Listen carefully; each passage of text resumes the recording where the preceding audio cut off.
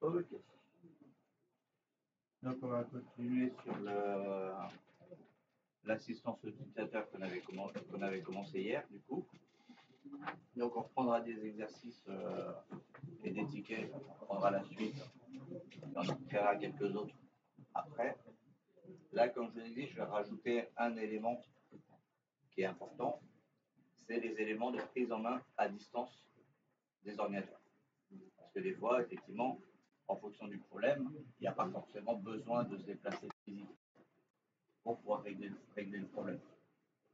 Et ça permet aussi d'éviter de demander de perdre du temps en demandant à la personne, vous avez le bout du fil, de faire des manipulations et qui ne comprend pas forcément ce que vous lui parlez. Donc il y a plusieurs façons d'accéder à distance.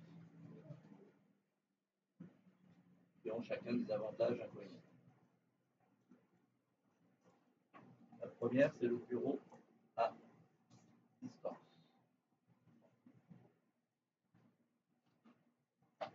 On peut aussi appeler le protocole RDP. Remote Desktop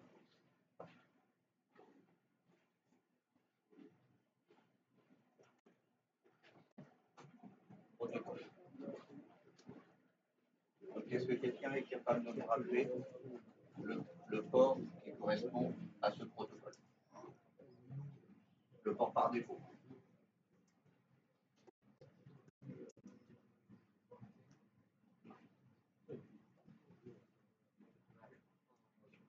Personne. 3000. Effectivement. Le port par défaut. 3389. Hop, vous pouvez écouter s'il vous plaît? Merci. Ça a commencé. Donc, le premier qu'on va voir, enfin, de toute façon, on va tous les voir, vous allez essayer tous, et je vous l'avais fait tester très rapidement l'autre fois, c'était la connexion par le bureau à distance de Windows. C'est-à-dire que vous allez avoir votre PC, le PC du client, et du coup, vous allez vous connecter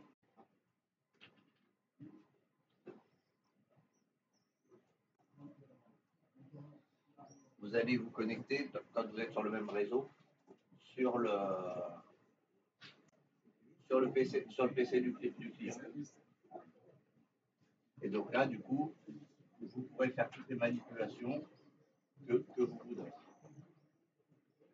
Donc, il faut juste, par contre, que le PC du client, l'autorisation d'accéder au bureau à distance soit donnée.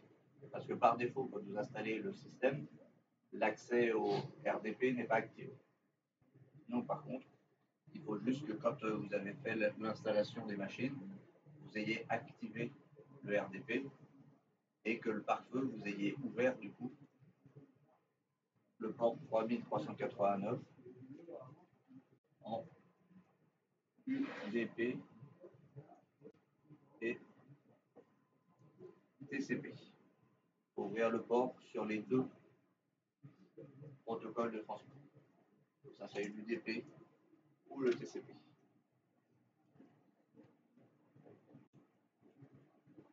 Et là, je dis bien que c'est le port par défaut, parce que du coup, on peut le changer si on a plusieurs machines, mais on le change essentiellement si on a besoin d'y accéder à distance.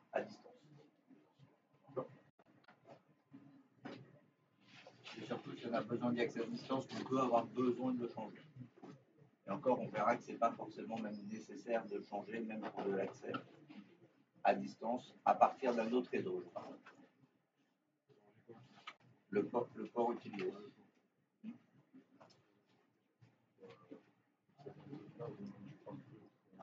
Il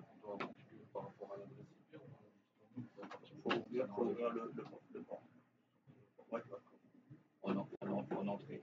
Parce que du coup, comme on vient de l'extérieur pour se connecter sur cette machine, c'est le côté entrant. Il faut ouvrir le port 3389 en UDP. Après, là, sur les machines clients, on peut laisser toutes les adresses.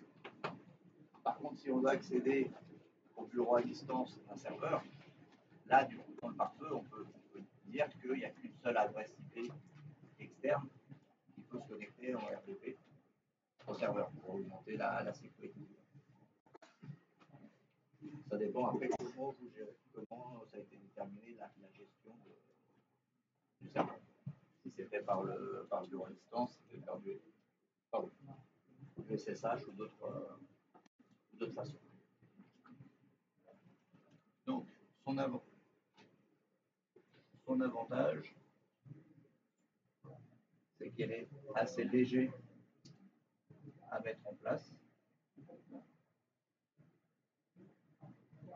et il est dispo de base dans les Windows. Je parle bien dans les Windows parce qu'après la connexion RDP, on peut le faire aussi à partir d'un Linux ou vers un Linux.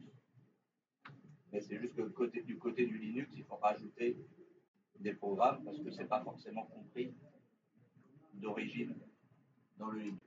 Alors qu'un Windows, lui, il y a toujours forcément la gestion du bureau à distance qui est installée. Il faut juste l'activer sur la machine sur laquelle on veut se connecter. La machine qui se connecte n'a pas besoin que l'accès au bureau à distance soit activé. C'est sur la machine où on veut se connecter. Il faut que ça soit activé. Donc ça.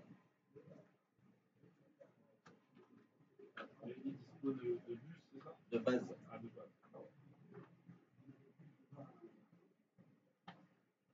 Il y a forcément toujours l'application connexion bureau à distance.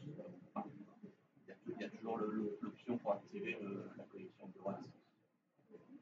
Je vous montrerai de toute façon après comment l'activer. Il n'y a rien.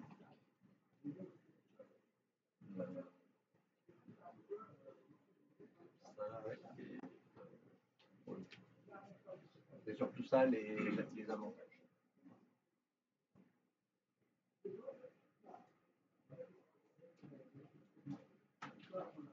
Et après, par contre, dans les inconvénients, on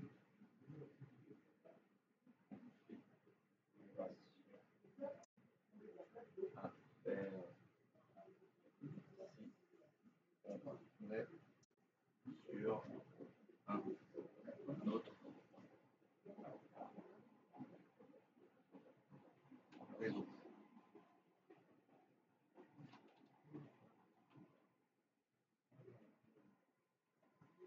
Et le deuxième inconvénient, c'est le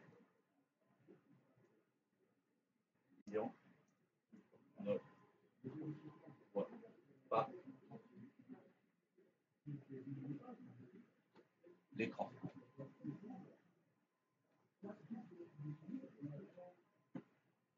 Donc là, je m'explique surtout par rapport à ça. C'est quand vous allez vous connecter, son écran, lui, va se déconnecter. Il va se retrouver pour lui, de ce côté, sur la page de connexion où il faut qu'il rentre son mot de passe. Donc vous allez pouvoir faire les manipulations, mais lui, il ne va rien voir de ce que vous faites et de ce qui se passe. Donc des fois, il y en a qui préfèrent quand même voir ce que vous faites comme manipulation pour être sûr que vous n'allez pas forcément n'importe où. Et puis après, si des fois vous avez besoin de demander au client de tester une manipulation par rapport à son problème, bah, du coup, vous êtes obligé qu'il se reconnecte. Vous, du coup, vous allez être déconnecté.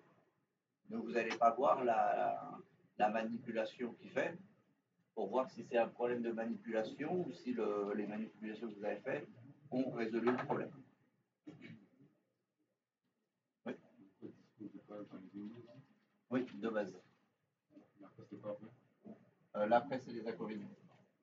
dessous, dispo de base. Ici, léger. En dessous, dispo de base. Oui, dans les Windows.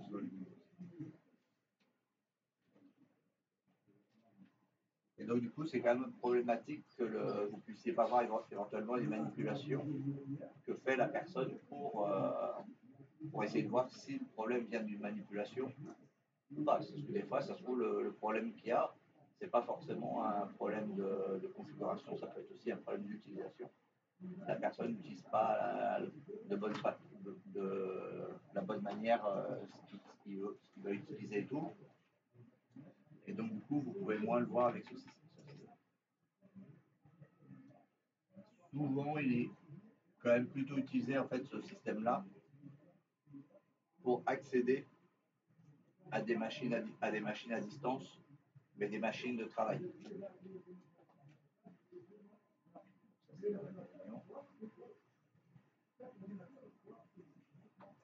C'est-à-dire que c'est plutôt fait pour avoir un serveur. Dedans, il y a, on va dire, il y a 6 VM. C'est évident. Hein. Après, on a un switch.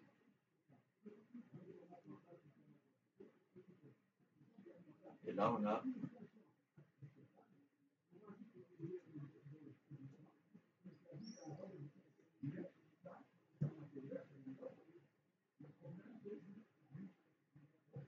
ce qu'on appelle les clients légers.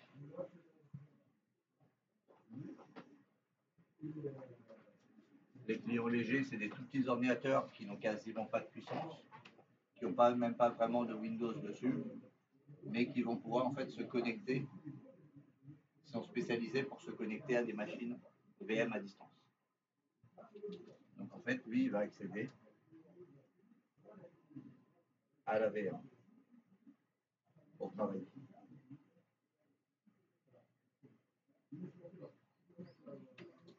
C'est une solution, par exemple, qu'on a mis en place justement chez Ressources Formation. Il y a trois salles qui sont équipées de clients légers et ils se connectent tous sur les serveurs qu'on a ici pour fonctionner. Donc, ça, en général, ça a un coût d'optimisation parce que le rapport du nombre de machines que vous achetez, si vous achetez des machines réelles et tout, par rapport au coût des VM sur un serveur, c'est beaucoup plus faible en prix cette infrastructure-là. Mais aussi également en énergie. Parce que là, par exemple, ces machines-là, ça va être juste un écran, une machine, ça prend à peu près 40-45 watts par machine. Et là, par exemple, vous prenez ces machines-là, le bloc secteur, il est à 200 watts. Donc, même une tour classique va consommer plutôt dans les 100-150 watts avec l'écran. Donc, on baisse de 3 fois. Et la consommation d'un serveur, même pendant la charge, j'ai déjà regardé ici pendant l'utilisation, on était à peu près à 350 watts pour 15 machines qui tournent pas mal avec du coup pas mal de puissance. Puisque les machines, je leur ai mis les 15, je leur ai mis chacun 24 Go de RAM et 10 RIB de CPU. Donc, ils ont largement de la place par rapport au prix que si on achetait des machines qui avaient réellement 24 Go de RAM et des CPU avec 10 RIB. Ouais. Donc, c'est pour ça qu'en fonction des types de matériel d'utilisation, pour la bureautique, des trucs comme ça, ça peut très bien fonctionner, ce genre de système. Là, celui-là, on a 512. Et encore, là, du coup, j'ai de la marge, puisque si on fait 24 x 15, on est à 330 gigas. Donc, j'ai encore de la marge. C'est un client léger. Oui.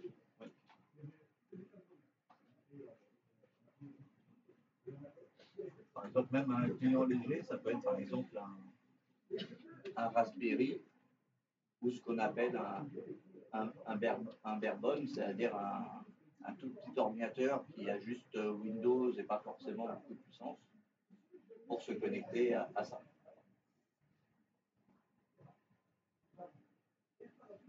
Comme ça, il n'y a pas besoin d'avoir des grosses quantités, des grosses tours forcément qui. Après, c'est une question de. Ici, là? Non. Alors, est-ce que quelqu'un peut dire du coup le symbole que j'ai mis? Le switch, celui-là. Le routeur, le symbole, c'est ça.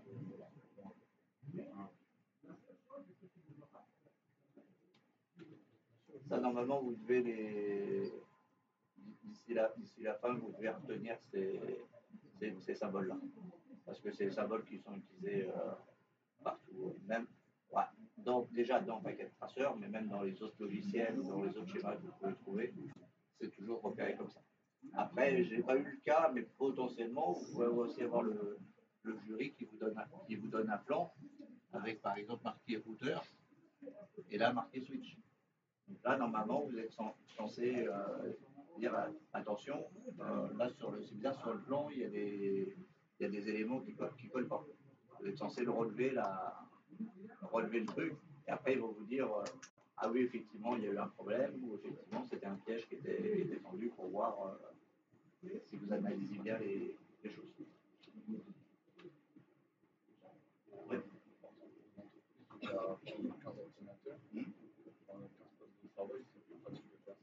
Oui, ça dépend après le coût, mais dans une boîte de 15, oui, on peut bien faire ça. Normalement, oui, même avec l'achat du serveur. Après, ça dépend si le serveur en plus va faire d'autres choses à côté. Souvent, l'entreprise va stocker des fichiers, des documents. Et sachant qu'en plus, si jamais il y a un problème sur une VM dans ce cas-là, comme c'est des machines virtuelles, donc vous pouvez faire comme on a fait dans VMware, c'est-à-dire qu'on fait des snapshots. Donc si vous faites régulièrement des snapshots, s'il y a un problème, vous restaurez le snapshot. En 5 minutes, la machine elle est refaite. Si c'est une machine physique qui plante, il faut au moins 20-30 minutes en plus pour restaurer une potentielle sauvegarde ou tout réinstaller ou redéployer un master à partir du serveur. Donc après, c'est des études de coût à faire.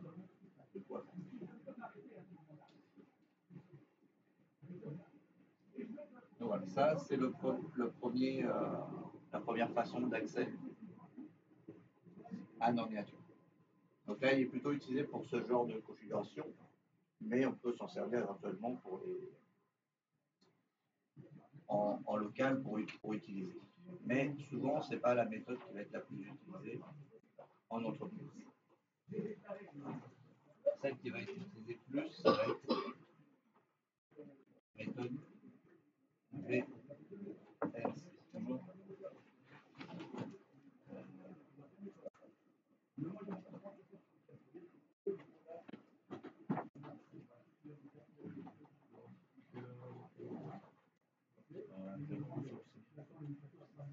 Je vous dis tout à l'heure la configuration, là j'ai un petit coup sur le source.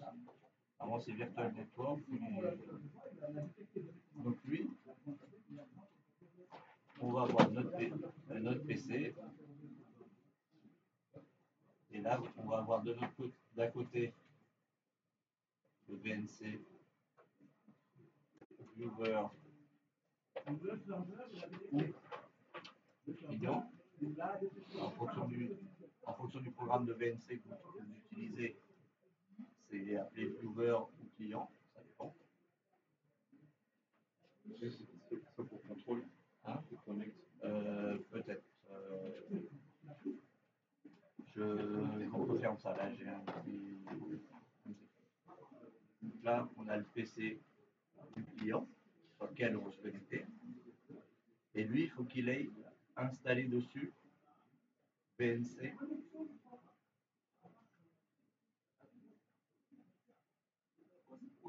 Serveur. Ça, oui, c'est pour regarder et manipuler l'ordinateur du client. Je vais l'expliquer. Là, effectivement, on peut manipuler, mais je vais l'expliquer les avantages, les inconvénients. Le principe, effectivement, va être toujours de prendre la main à distance sur la machine du client pour pouvoir faire les manipulations à sa place. Mais sauf que là, l'avantage,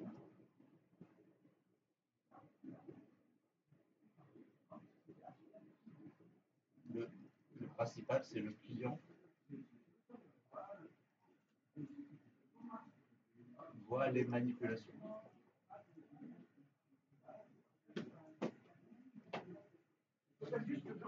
Et regarde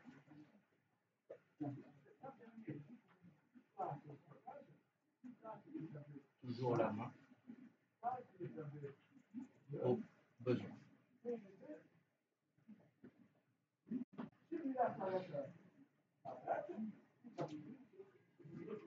C'est-à-dire que là, quand vous allez vous connecter sur la machine, l'écran ne va pas se verrouiller. La personne va toujours voir ce que vous faites, va toujours voir où vous allez emmener votre souris. Et lui, si jamais il a besoin, parce que vous lui demandez de faire un test, de tester quelque chose, sur un document, par exemple, vous ouvrez un document particulier qui posait problème, et du coup, vous ne savez pas forcément où est ce document, lui, il peut reprendre tout de suite la main. Vous n'êtes pas obligé d'être déconnecté, qu'il fasse sa manip, et que vous reconnectiez derrière, contrairement au bureau à distance. Donc ça fait que tout le monde peut voir ce qui se passe.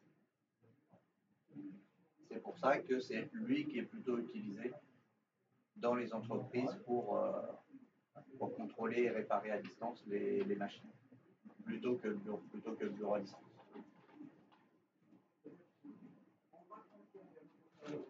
Par contre, là c'est surtout ça le principal.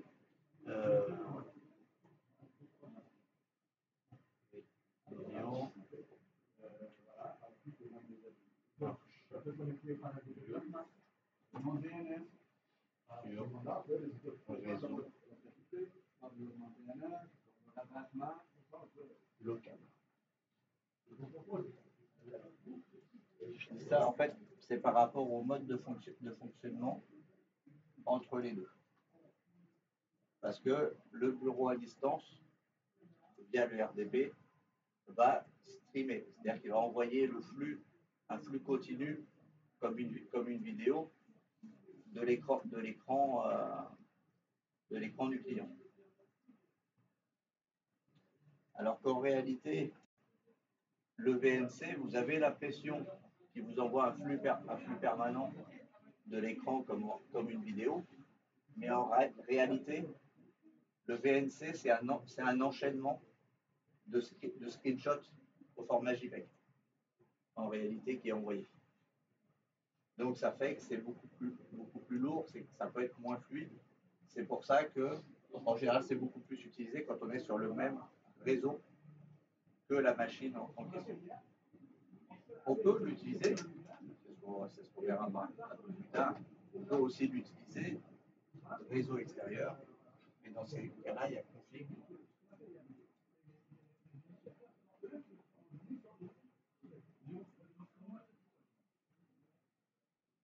Supplémentaire pour accès à un réseau.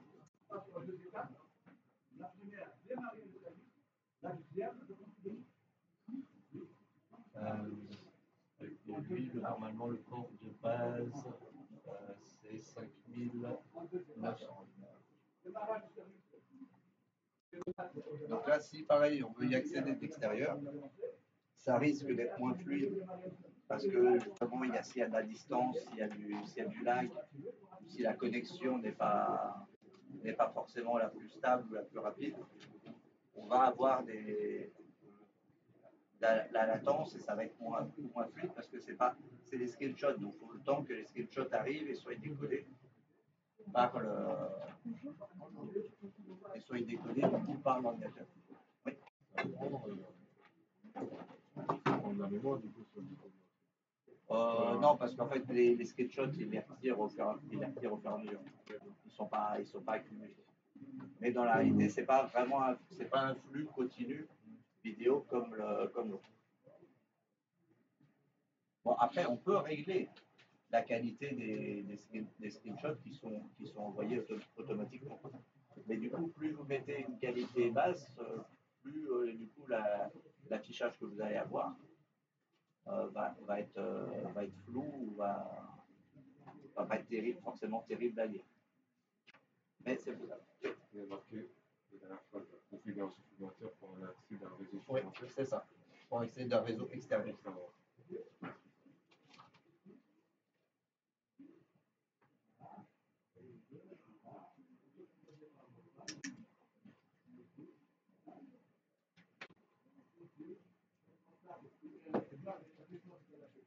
Oui. Il n'y a pas besoin de faire de configuration sur le port, contrairement Si, il faut que le port 5009 soit ou le port choisi. Parce que si vous choisissez un autre port que 5009, il faut qu'il soit pareil en autre. Oui, parce qu'il y a le côté serveur, c'est qu'on devait dans les deux options. Mais du coup, lui, effectivement, même à l'intérieur, il faut quand même avoir installé sur la machine où vous connectez et sur la machine cliente, il faut avoir installé un serveur. Donc là, on est sur les accès à distance.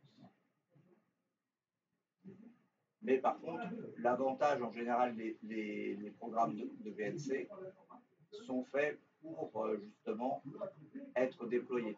C'est-à-dire qu'ils ont des fichiers en quelle extension pour le déploiement par une GPO.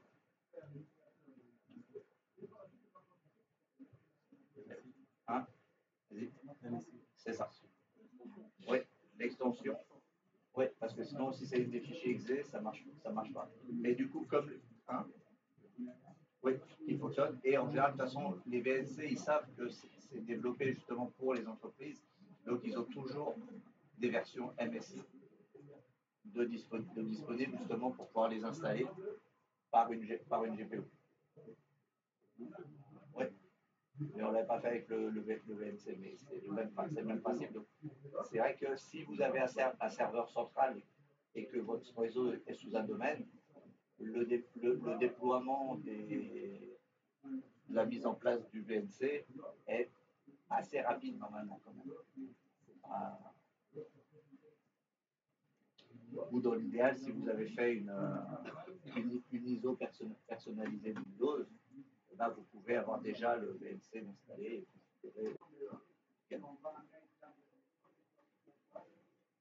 Donc par contre, ce qu'il faut bien veiller au moment où vous faites la configuration, c'est que le serveur il démarre avec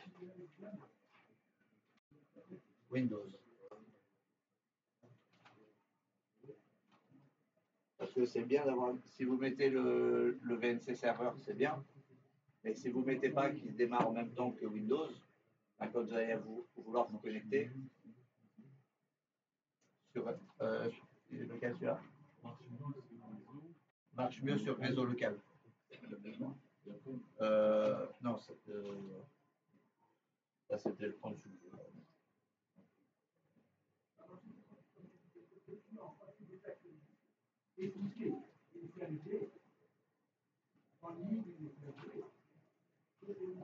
Après, on va faire les tests. Mais souvent en entreprise, du coup, c'est plutôt le VNC qui est utilisé.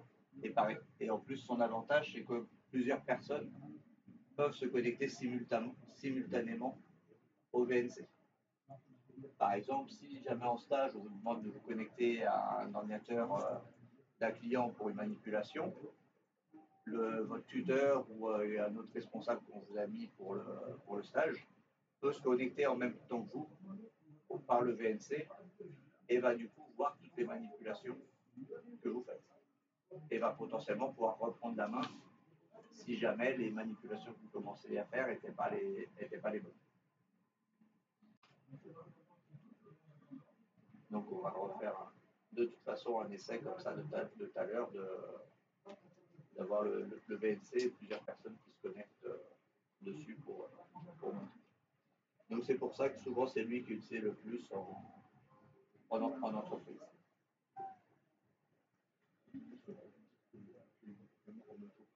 Oui.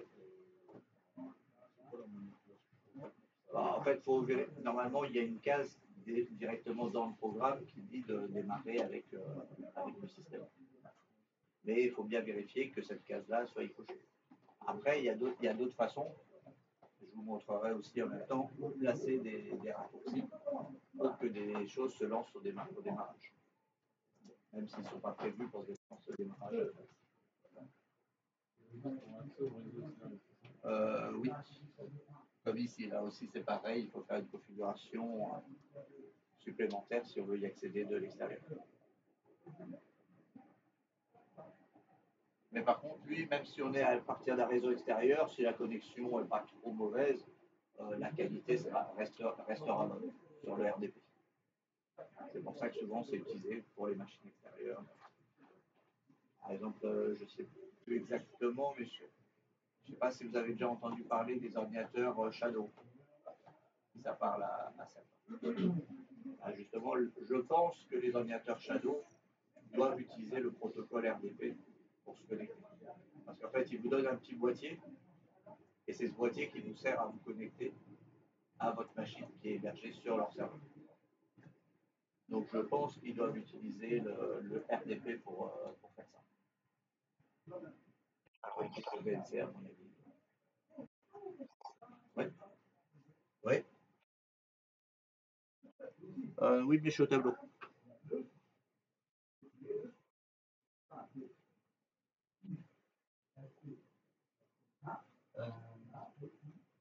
Voilà, ça c'est les deux principaux.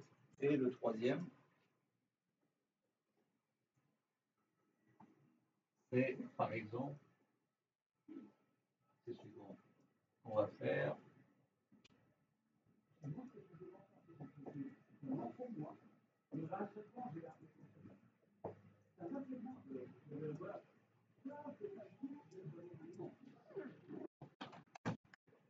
TeamViewer, par exemple.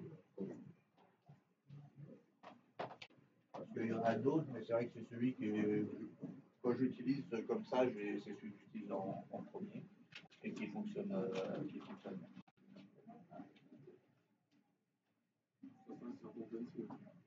Non, c'est un serveur de prise en main à distance. Je ne suis pas sûr qu'il utilise VNC ou des choses en particulier. Non, c'est une troisième. C'est pour ça que j'ai mis après. C'est la troisième façon utilisée pour se connecter à distance. Je crois qu'il doit utiliser un autre protocole. Je crois qu'il utilise un truc particulier. Je ne sais pas exactement quel type on va utiliser. C'est un protocole. Donc là, le principe, c'est que vous avez votre PC, vous avez le PC client.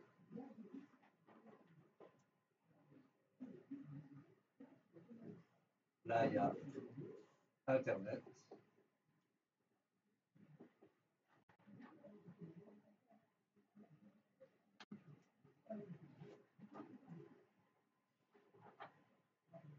Et on a le serveur.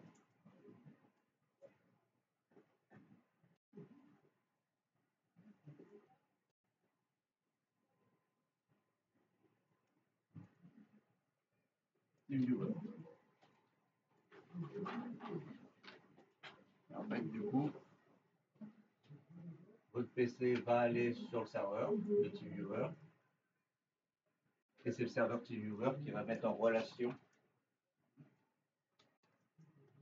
avec le PC client.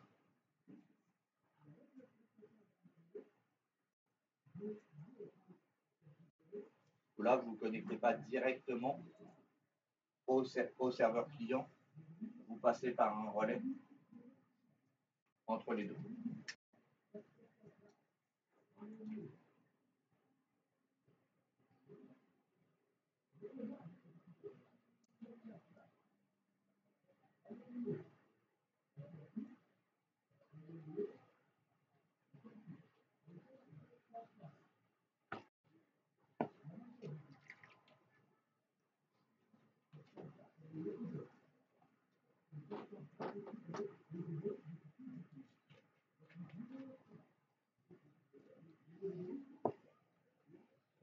Donc, du coup, l'avantage principal,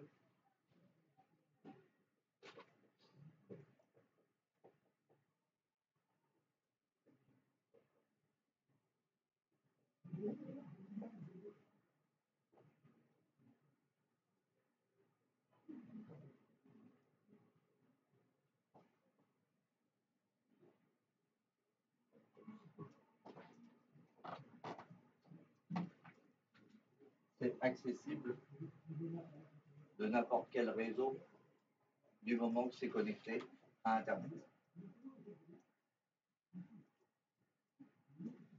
Et que bien sûr,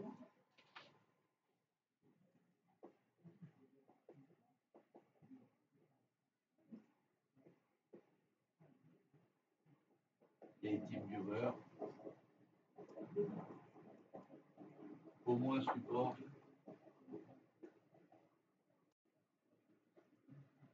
qui soit installé sur le client. Il n'y a pas forcément besoin que ça soit un TeamViewer complet qui soit installé sur le poste sur lequel on veut se connecter.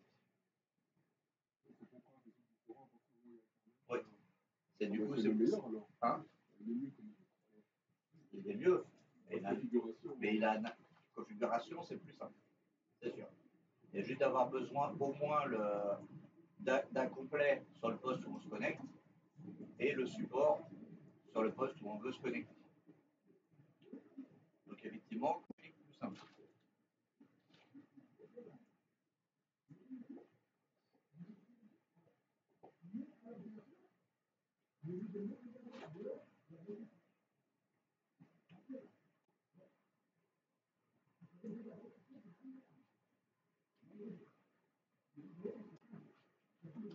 Après, il y a quand même un inconvénient. Après, bon, ça dépend des entreprises, comment on s'en sert.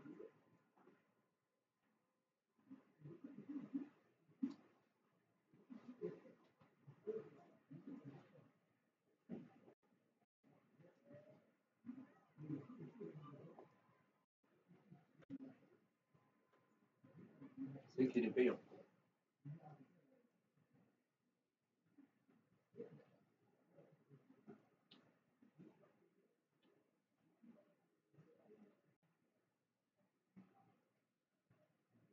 Et l'autre, un petit inconvénient quand même aussi,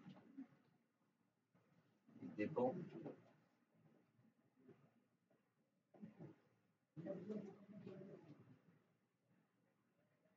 d'Internet.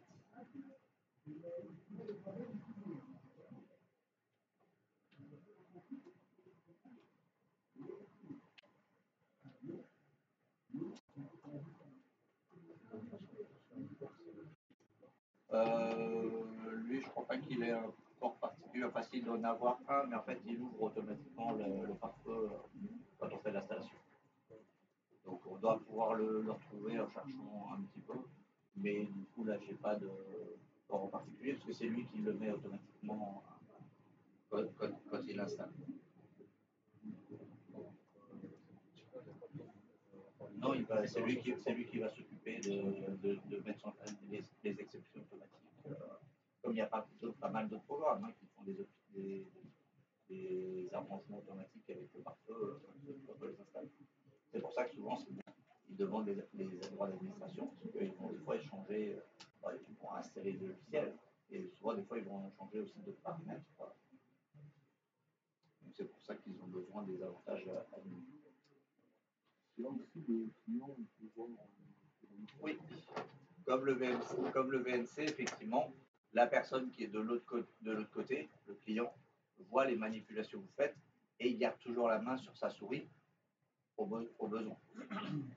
Et aussi, pareil, plusieurs personnes peuvent se connecter simultanément sur la même machine pour voir les choses. Oui.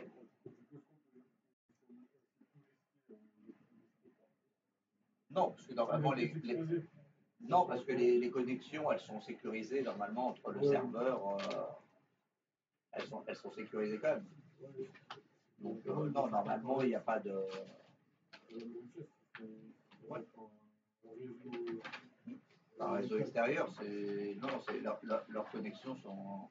C'est pas forcément exactement du VPN, mais c'est crypté quand même pour. Entre les par rapport au serveur et tout, c'est crypté.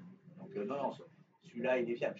Je ne dis pas que tout soit forcément aussi fiable. Moi, c'est celui-là que j'ai l'habitude d'utiliser. Après, il y a par exemple le AnyDesk aussi qui existe. Enfin, il en existe d'autres.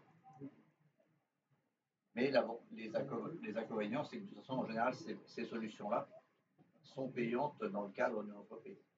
Chez vous, vous pouvez vous en servir. De base, c'est des connexions de 3 heures. Au bout de 3 heures, ils vont couper la connexion. Et du coup, après, vous pouvez vous reconnecter quand même. C'est comme les téléphones dits illimités. Effectivement, c'est illimité dans le volume global que vous utilisez. Mais dans la réalité, en général, les appels, au bout de 2 heures, ils coupent l'appel. Après, on peut rappeler tout de suite derrière pour à nouveau 2 heures. Mais au bout de 2 heures, il y a quand même une déconnexion qui se peut-être pour vérifier qu'il y a bien quelqu'un derrière ou quoi, je ne sais pas. Mais au bout de 2 heures, il y a quand même des connexions qui se fait. Et là, ils ont mis 3 heures. Donc, bon, effectivement, pour une utilisation standard 3 heures, c'est suffisant. Effectivement, si vous étiez en entreprise et que vous connectez chez vous à votre machine du bureau, bah, du coup, normalement, vous êtes censé payer les licences qui vont bien. Voilà. Ça, c'est les trois méthodes principales du coup de connexion à distance. Payant, ça dépend d'Internet, plus que les autres. Parce que les autres, si vous êtes sur le réseau local, même s'il n'y a pas d'Internet, comme vous êtes sur le réseau local, vous pouvez accéder à la machine. Après, il faut que la machine soit bien connectée au réseau local. Si elle ne l'est pas, bon, là, de toute façon, peu importe le cas, dans ces cas-là, vous ne pourrez pas prendre la main à distance. Si par exemple elle n'est pas sur le réseau local, qu'il y a un problème de câblage ou de carte réseau, bah, dans ce cas-là, de toute façon, vous ne pourrez pas prendre à distance. Oui.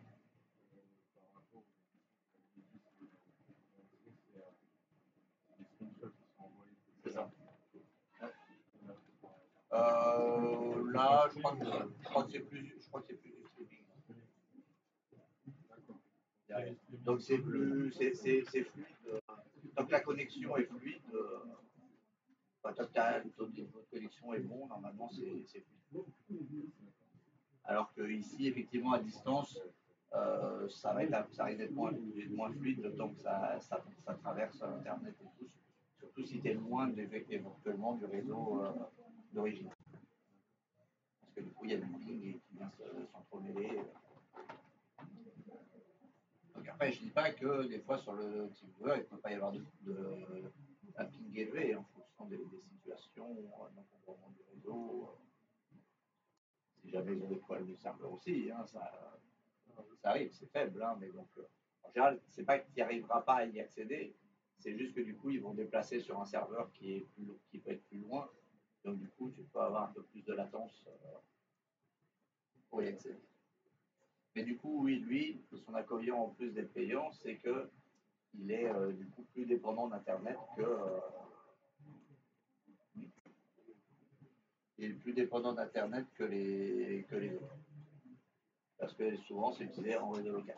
Bon, après, si les autres, vous y accédez d'un réseau extérieur qui passe par Internet, bon, bah, vous êtes dans le même problème.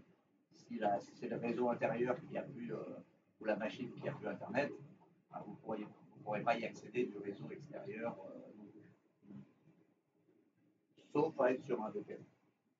Parce que que, comme on avait vu, le VPN vous fait rentrer au niveau du serveur dans le réseau local de l'entreprise.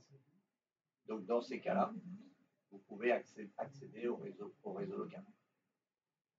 Ce qui peut être une autre façon de faire la configuration pour le RDP et pour le VNC en restant au local. Utiliser un VPN. Mais dans les deux cas, ça demande quand même une manipulation. D'une part, la configuration du VPN, ça c'est la première solution. Et la deuxième solution, pour y accéder, là je vais mettre accès de l'extérieur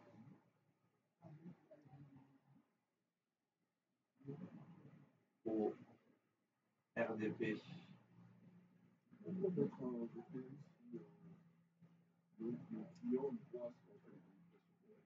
Non, le VPN ne sert pas à cacher les manipulations.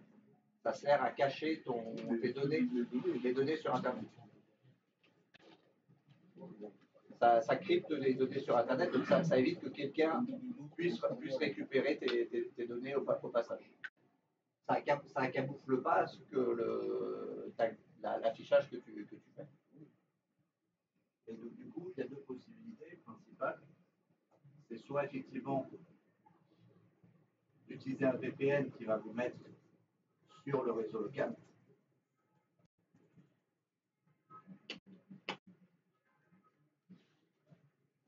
La deuxième possibilité de configuration,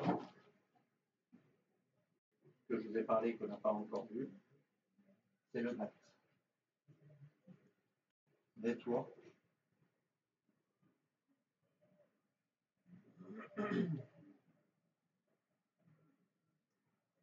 Address Translation.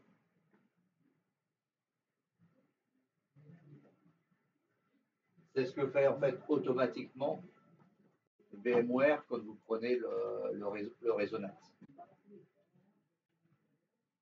C'est juste que vous ne voyez pas les détails de ce qu'il fait.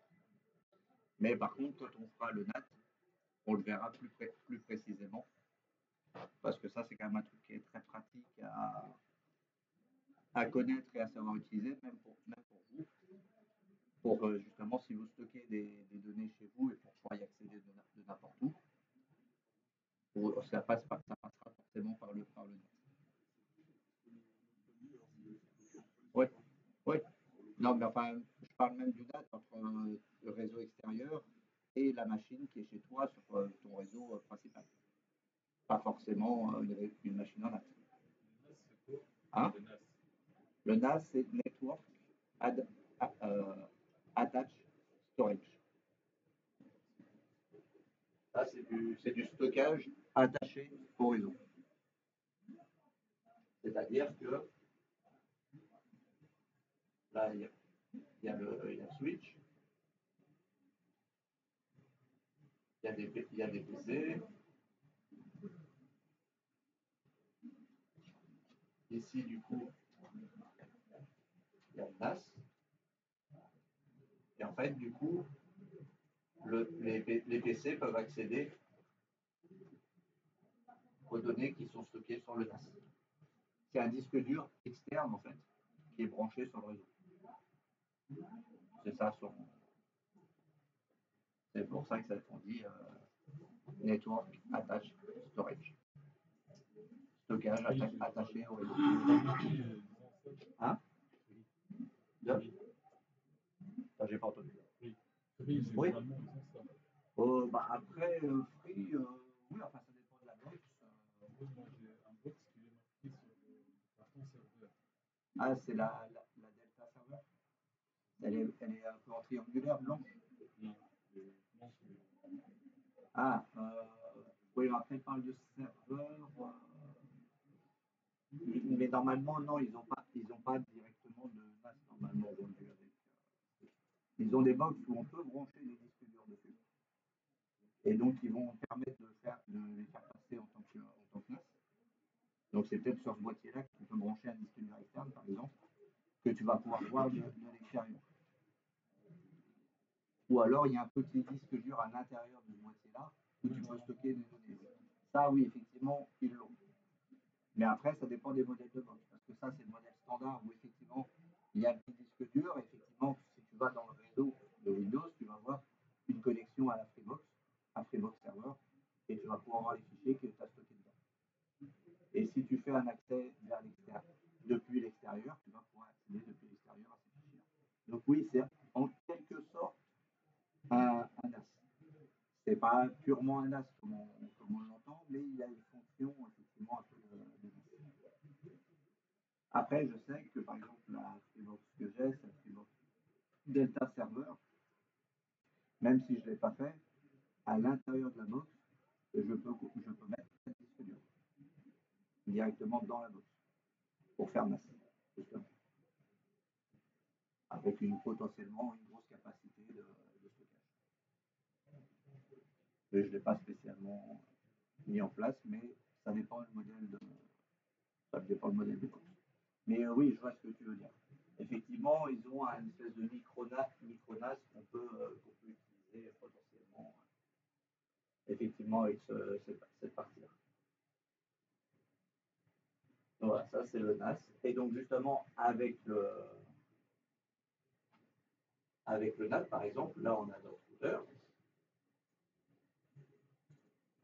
Là, donc, on est sur Internet, on a un PC qui est connecté sur Internet. Et bah du coup, après, votre box, ça c'est votre box free.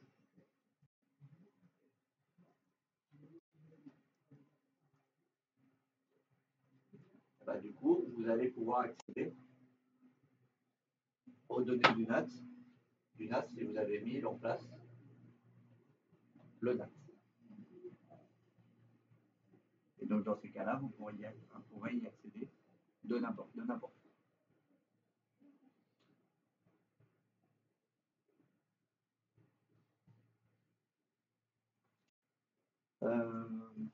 Voilà, ça c'est les trois façons principales. Après, il y a d'autres façons d'y accéder, notamment par exemple via Teams, entre autres.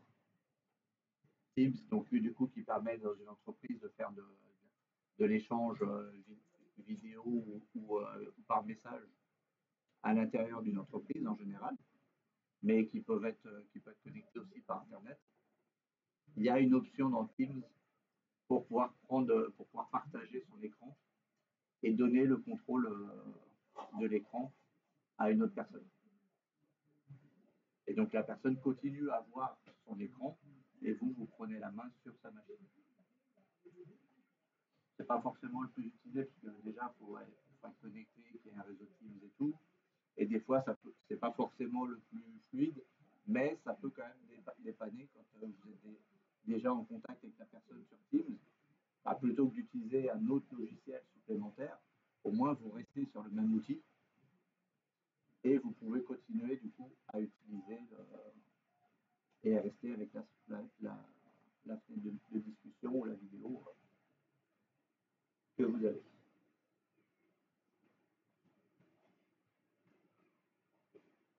Mais bon, voilà, ça c'est quand même les trois outils principaux. Et comme je vous dis, celui qu'on utilise le plus en entreprise, c'est le VNC.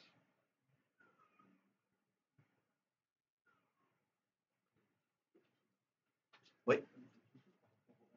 Oui.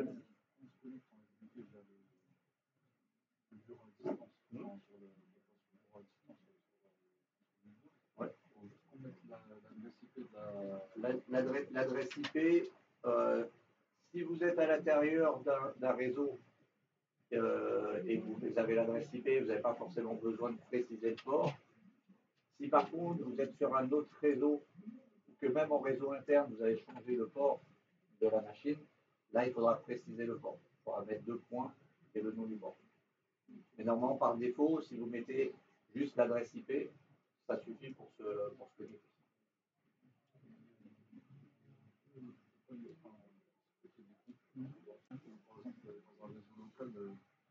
On a plus ou moins les mêmes adresses IP. Oui, mais tu as plus ou moins, tu es sur le même réseau, mais ce n'est pas la même adresse. Non, mais c'est dans le cas où c'est dans un réseau extérieur. Ah, dans un réseau extérieur, c'est pour ça que c'est après c'est le NAT qui va jouer. Donc là, il faudra mettre un port pour se connecter. Effectivement, là, si vous êtes dans le NAT et vous voulez accéder même par le VNC, il faudra configurer ici le port par lequel vous allez passer et l'adresse de la machine à laquelle vous allez vous connecter par ce port-là. Le port ici, enfin le port du NAT. Au moment de la connexion, c'est le port du NAT qui joue. C'est la box justement qui va renvoyer au bon endroit. Parce qu'elle va savoir, la box, que le port 5900, il va à l'adresse IP 192.68.1.235 par exemple. Et que le 5901, il va à la 1.231. C'est pour ça. Mais bon, ça, vous allez voir, c'est pas si compliqué que ça à mettre en place. Mais c'est très moi, c'est notamment justement par le NAT que j'accède à mon PC quand je l'allume chez moi. Si j'avais pas le NAT, je pourrais pas y accéder directement.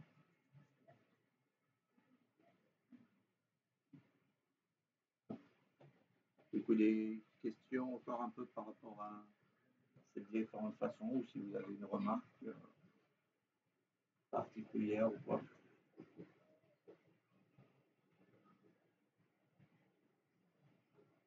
Non. Ouais. On accède à une autre machine. On aura les performances de l'autre machine, donc on n'aura pas la performance. Si. Tu auras la performance de la machine à laquelle tu accèdes. Toi, c'est juste une connexion. C'est juste un tunnel jusqu'à l'autre machine. Toi, ta machine, elle va pas travailler, enfin, elle va juste travailler pour afficher le streaming ou les images de la façon dont tu t'es connecté. Et non, tu utilises les performances de la machine, ce qui permet justement, s'il y a des problèmes de performance, de voir, d'accéder justement au gestionnaire de tâches de l'autre machine, pour vérifier s'il n'y a pas de trucs qui tournent à 100% ou il n'y aura pas des programmes bizarres qui pourraient tourner et qui pourraient du coup affecter la puissance. C'est cette méthode que les gens ont des ordinateurs sur les serveurs Amazon. C'est ça. Ils y accèdent. Amazon, je ne sais pas si c'est du RDP ou c'est du VNC, mais enfin c'est. Normalement, je pense que c'est plutôt genre RDP.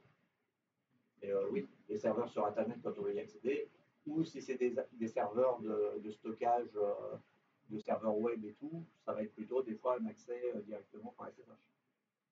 Par exemple, si c'est un serveur qui va servir à héberger des sites Internet que vous louez, du coup, en général, l'accès, comme il n'y a pas forcément d'affichage graphique, l'accès va directement se faire en SSH.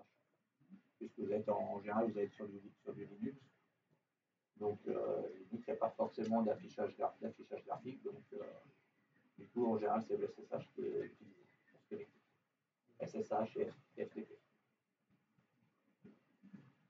Ou entre les deux, comme on verra aussi comme manière de transférer, il y a le SCP.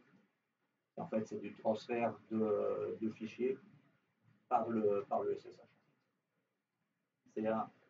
Ou ce qu'on appelle aussi des fois le SFTP. C'est-à-dire que c'est le FTP, mais qui passe par le port 22, par le port du SSH, pour se connecter pour une meilleure sécurité.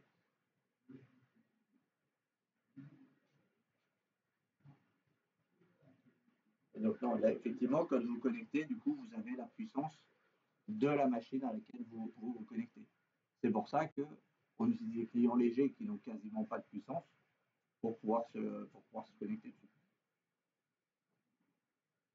Ça peut même être une machine qui a. Vous pouvez avoir une machine qui a 15 ans. Du moment qu'elle démarre et qu'elle est connectée à Internet, bah vous pouvez vous connecter sur un serveur et bénéficier d'une machine qui est super récente. Quoi, du coup. Puisque la machine que vous connectez sert juste de plateforme. En fait. C'est pour ça que c'est le principe des ordinateurs Shadow. Vous avez un petit boîtier qui vous envoie et vous connectez à partir de ce boîtier-là. à des ordinateurs que vous louez en ligne, qui peuvent avoir beaucoup de puissance en fonction du forfait et de ce que vous louez. Et qui en général sont plutôt dédiés, plutôt gaming, ce genre de PC. Mais après, il y a d'autres qui peuvent servir pour la bureautique, il y a plusieurs façons. Je sais que Orange, par exemple, propose des ordinateurs à louer. Il y a un petit prix de base et après, on paye à l'utilisation.